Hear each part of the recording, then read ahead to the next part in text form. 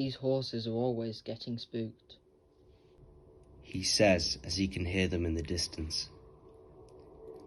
Damien likes to go on midnight moonlit walks in the fields at the edge of his small village, Walled Newton. It's getting darker earlier now, and it is freezing cold, so Damien's decided to wear his large parka coat and snow boots. In this instance, he's quite far out in the fields, and close to the area from the old chilling stories that his grandparents would tell him. It's said that the wolves could be seen lurking in the woods and fields here. Damien likes to take risks though. He loves to take photographs, especially on nights where there's a full moon, because it lights up the area around. He wanders on for a bit longer, but suddenly freezes still as he hears a howl from behind him.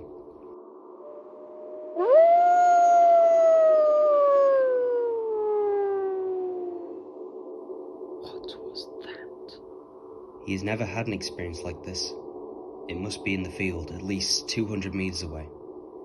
Damien slowly turns to try and see the wolf, but he can't locate it. Why can't I see it? He hears panting and growling coming for him. The fear properly starts to kick in now. He starts to run away from the wolf, but it doesn't get that far, as the wolf is much faster than him in the cold weather.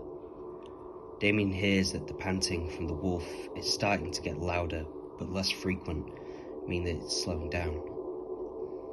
Damien decides to slow down to a halt as well. He then chooses to lie down amongst the still standing dead crops that sway in the gentle breeze. The wolf is very close now. Damien can hear it panting and sniffing the air. A stick snaps a few meters behind him. No, please. Terrified out of his mind, he instantly holds his breath, but then must start to breathe as quietly as he can. The wolf now goes silent because it has his victim in sight. It decides to run away from Damien and into the bushes nearby. Damien seizes his opportunity to flee from the situation. He runs for about 40 meters and then he hears something quickly rushing through the dead crops. He swiftly turns to see the large grey wolf leaping towards him.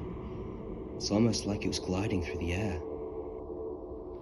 Damien falls back to the ground to try and avoid the pouncing wolf, but the wolf lands on him anyway.